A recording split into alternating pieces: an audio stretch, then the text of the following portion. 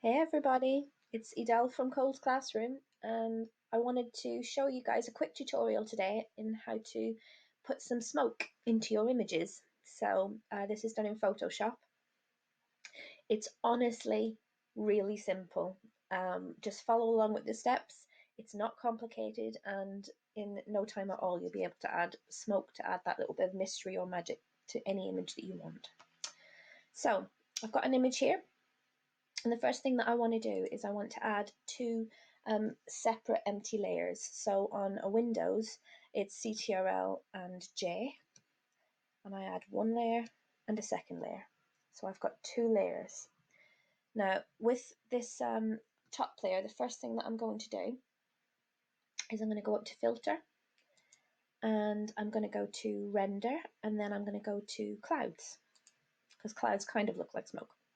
So once I've done that, I'm then going to change my blend mode, which is over here on the right hand side. It's currently normal, and I want to change that one to screen. Okay, so that just allows us to see a little bit through. It just makes it a little bit more opaque. So once you've done that, you go to Edit and down to Free Transform. Okay, now you'll notice your toolbar at the top here for the current tool that you're using. The one that you want to go to is this little section here where you've got W and H for width and height. If you link those by hitting the button, it means that when you move one, the other will automatically change with it. So I want to set this one width-wise to about 700% rather than 100. So if you pay attention to how the current kind of the closeness of the clouds are at the moment, and I type in 700, and it just blends them completely. And look at that, we've got smoke. So nearly done. So once you've done that, you need to come across and tick the OK tick box at the very top toolbar, and that will render it. So depending on the size of your image, it can take up to a minute sometimes, if I'm honest, but this one's quite quick, thankfully. So you wait until it's rendered the image, and then once you're on the move icon, you can actually move the clouds to however you want them to look. So you can move them around. I quite like the fact that she's sort of peeking through that bit, so I'm quite happy to leave them there. And then once you've got them where you want, you're going to still stay on this layer, the top layer.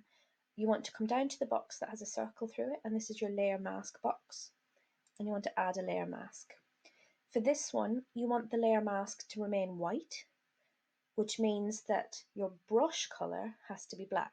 Normally they're opposite, so if this box was black, this one would be white. So you hit B to go on to brush tool, and it will switch to a brush. And in terms of my brush, I want it to be, in terms of a size, that's not too bad of a size. I'll make it a little bit smaller.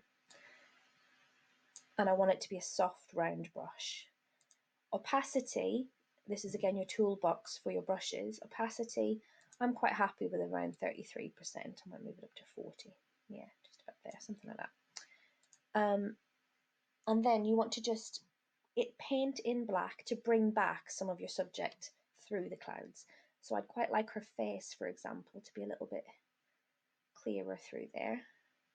And I don't want to lose her foot completely, so I'm going to bring some of that back. In fact, the opacity is a bit strong. I'm going to bring it down a bit to 30 maybe. I'll make my brush a bit bigger. I'll bring back some of this chair. And I can just sort of paint back in the bits that I'd like to paint back in. And then once you're completely happy with how it looks, that'll do for now.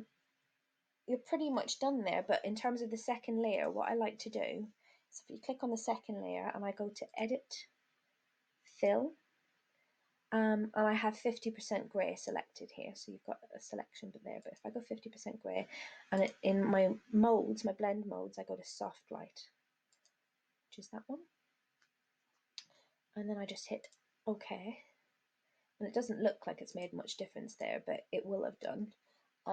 In terms of if I wanted to then go to, say, Filter and Lens Correction, and under that you can go across to Custom, and then if I go down to Vignette, we've got darken and lighten. So if you just pay attention to her foot here, I think that's probably where it'll show it the best. I can just sort of bring that down a bit and darken her foot right up. Yeah, I think that's about right. And then if I hit OK,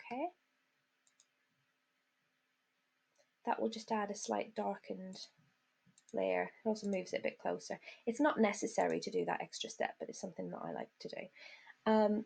And then the last thing that you need to do, and this is important, is you actually need to crop the image. Now it's going to look the same when you're finished, but at the moment, if I just click back onto my clouds, you've got to be on the clouds layer.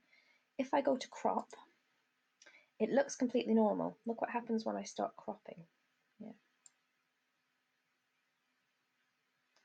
Pull that down. And all of a sudden you see how large the actual cloud image is. It's pretty huge in terms of that's how many clouds we added, how much clouds we added to get that really dispersed cloud look. So you have to basically just go in and recrop your image to the size that you want it. And that will reduce our size down, our size of our image back down again. Because otherwise, if you don't do that crop part at the very end, you'll end up with a very large file size, which is not what you want. And that's basically it.